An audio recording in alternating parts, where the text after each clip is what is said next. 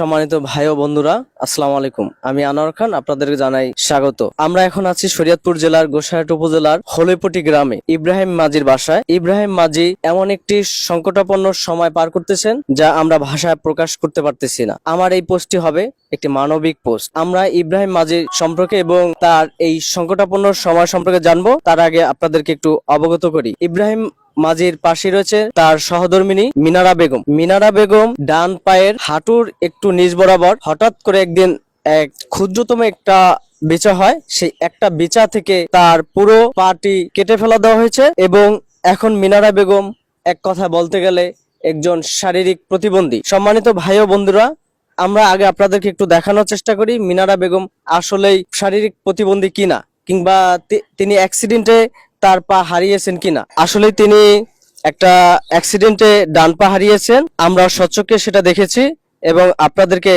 দেখানোর চেষ্টা করেছি। এখন আমরা মিনারা বেগমের কাছ থেকে জানবো কিভাবে তিনি এই পাটি হারিয়েছেন এবং কিভাবে তিনি সংকটাপন্ন জীবন পার করতেছেন এবং তার কষ্টের কাহিনী আপনাদেরকে জানানোর চেষ্টা করব। আপা, কেমন আছেন আপনি? আসসালামু আলাইকুম, ভালো আছি। আপনার এই পায়ের অবস্থা কিভাবে কি হলো, ডাক্তার কি বলছে এবং কিভাবে আপনার অপারেশনটা হয়েছে আপনি দর্শকদের উদ্দেশ্যে বলেন। আমার প্রথম পায়ে একটা ভিসা হয়েছে।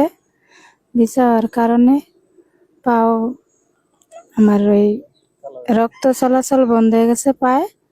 হেসে ওই বুড়ি আঙ্গুলে হেসে কালা হয়ে গেছে গা।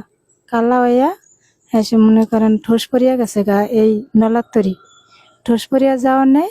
হেসে ওই গিরার ওই পিছে পাও একালে পচা লাগিয়া গেছে গা, খুঁয়া গেছে গা। ঢাকা মেডিকেল নিয়েছিল, হেসে সেই জায়গায় হেসে অপারেশন করছে। ইব্রাহিম মাজির কাছ থেকে আমরা জানবো এই বিষয়ে এবং আপনাদেরকে জানানোর চেষ্টা করব। ভাই, এখন আপনি কিভাবে দিন পার করতেছেন? হ্যালো, আসসালামু আলাইকুম। এখন ধরো অনেক কষ্ট হয়, আমার সবকিছু আগায় দিতে হয়, পানি কেজি সবকিছু আগায় দিতে হয়, ঘরের ভিতরে রান্দাবাড়ি করে এমনি কষ্ট হয় অনেক চলাফেরা করতে। আপা যেহেতু এখন শারীরিক প্রতিবন্ধী, এই বিষয়টা নিয়ে উপজেলা কোনো কর্মকর্তা বা ঊর্ধ্বতন কর্মকর্তা বা কোনো ভাতা, শারীরিক প্রতিবন্ধী ভাতা, এগুলো কি আপনারা পান? হ্যাঁ, উপজেলা এমনি দিছে, দরখাস্ত দিছে একটা, সেটা পাই এখন একটি পাইছি, এমনি আর অন্য কিছু পাই না। আপার শারীরিক চিকিৎসা করানোর জন্য কি আর্থিক সহযোগিতা প্রয়োজন আপনাদের? আর টাকা পয়সা গেছে অনেক, এখনো টাকা পয়সা লাগে, এমনি ওষুধ মশুদে লাগে, জ্বলনি কমতে আছে না, টাকা পয়সার এমনি প্রয়োজন, নিয়মিত ডাক্তার দেখান লাগে। আর অন্য মানুষও টাকা দিছে, হেয়া তো কাজ হয় নাই। এখন অবস্থা বেশি ভালো না। এখন যদি দেশবাসী কোনো সহযোগিতা করে তাই হয়তো চলার মতো কোনো কায়দা আছে। আপনারা জনাব ইব্রাহিম মাজির এবং মিনারা বেগমের কষ্টের করুণ দুর্দশার কথা শুনলেন। আপনাদের কাছে আমাদের সবিনয় নিবেদন ইব্রাহিম মাজির পক্ষ থেকে, আমরা চাইলেই মিনারা বেগমের পাশে দাঁড়াতে পারি, আমরা চাইলেই ইব্রাহিম মাজির পাশে দাঁড়াতে পারি।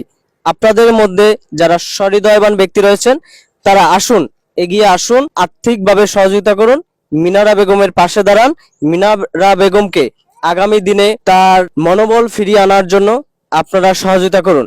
আপনাদের কাছে আমাদের বিনীত অনুরোধ, আপনারা যে যেখান থেকে পারেন, যেভাবেই পারেন, মিনারা বেগমের বিকাশ নাম্বার আমরা দিতেছি আপনাদেরকে, সেই বিকাশ নাম্বারে আপনারা যোগাযোগ করতে পারেন।